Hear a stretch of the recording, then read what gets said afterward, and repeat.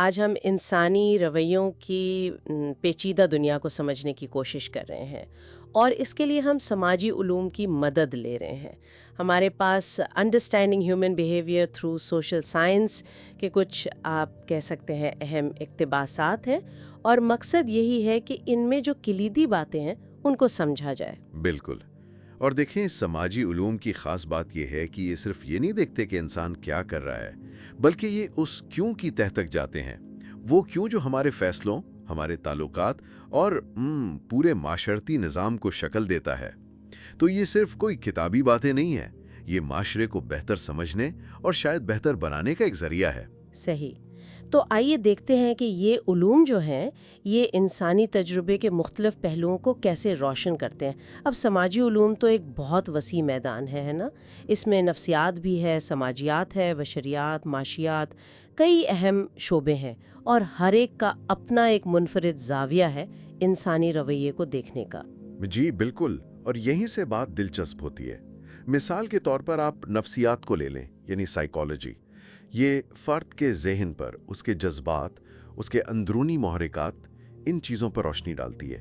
ماخذ میں بھی اس بات کا ذکر ہے کہ کیسے ہماری جو لاشعوری خواہشات ہیں وہ ہمارے روزمرہ کے فیصلوں پر اثر ڈالتی ہیں۔ اکثر ہمیں لگتا ہے کہ فیصلے بڑے منطقی ہیں، لیکن ان کے پیچھے کچھ اور ہوتا ہے۔ اچھا، یہ تو ہوئی فرد کی اندرونی دنیا کی بات، لیکن ظاہر ہے فرد اکیلا تو نہیں رہتا نا؟ تو یہاں پھر سماجیات یعنی سوشیولوجی اس کا کردار آتا ہے۔ یہ معاشرتی ڈھانچوں کو دیکھتی ہے، اداروں کو، گروہی رویوں کو۔ ماخذ بھی اس نقطے پر زور دیتا ہے کہ کیسے ہمارا جو معاشی نظام ہے یا تعلیمی نظام ہے وہ فرد کی سوچ، اس کے مواقع، ان کو کیسے محدود یا وسیع کر سکتا ہے۔ بالکل۔ اور پھر بشریات بھی ہے، اینتھروپولوجی۔ یہ ثقافتوں کو دیکھتی ہے، اقدار کو، تاریخی پس منظر میں انسانی رویوں کا جائزہ لیتی ہے۔ یہ ہمیں سمجھاتی ہے کہ جو چیز ایک معاشرے میں بالکل عام سی بات ہے، وہ دوسرے میں شاید بہت عجیب سمجھی جائے۔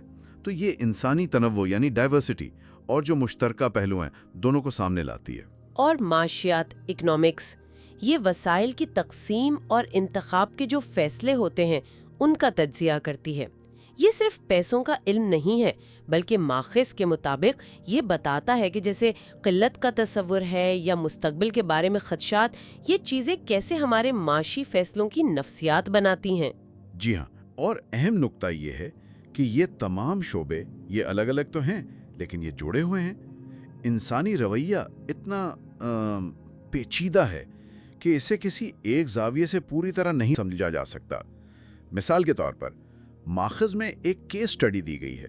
اس میں دکھایا گیا کہ ایک کمیونٹی نے کوئی معاشی فیصلہ کیا تو اس پر ثقافتی اقدار یعنی بشریات کا پہلو اور سماجی دباؤ یعنی سماجیات کا پہلو، ان کا اثر اتنا ہی تھا جتنا خالص مالی فائدے کا یعنی معاشیات کا۔ یہ بات واقعی اہم ہے کہ یہ صرف تھیوری نہیں ہے۔ ان علوم کا آپ دیکھیں تو عملی اطلاق بھی بہت ہے۔ جیسے حکومتی پالیسیاں بنتی ہیں تو سماجی علوم کی تحقیق مدد دیتی ہے یہ سمجھنے میں کہ کون سی حکمت عملی زیادہ کارآمد ہوگی، چاہے وہ صحت عامہ کا مسئلہ ہو یا شہروں کی منصوبہ بندی۔ یقیناً، اور جو ہمارے معاشرتی مسائل ہیں جیسے غربت ہے، عدم مساوات ہے، تعصب ہے، ان کو سمجھنے میں اور ان کے حل تجویز کرنے میں ان علوم کا بہت کلیدی کردار ہے۔ تحقیق کے بھی مختلف طریقے ہیں، جیسے مقداری تجزیے یعنی کوانٹیٹیٹو، جو بڑے پیمانے پر رجحانات دکھاتے ہیں، اور معیاری تحقیق یعنی کوالٹیٹیو، جو انفرادی تجربات کی گہرائی میں جاتی ہے۔ یہ دونوں مل کر ہی ایک مکمل تصویر بناتے ہیں۔ ماخذ میں بھی دونوں کی اہمیت پر زور دیا گیا ہے۔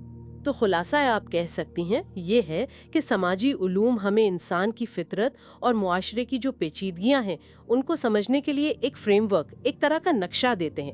یہ ہمیں یاد دلاتے ہیں کہ انسانی اعمال اکثر ویسے نہیں ہوتے جیسے سطح پر نظر آتے ہیں۔ ان کے پیچھے وجوہات ہوتی ہیں، مقاصد ہوتے ہیں، ایک پورا جال ہوتا ہے۔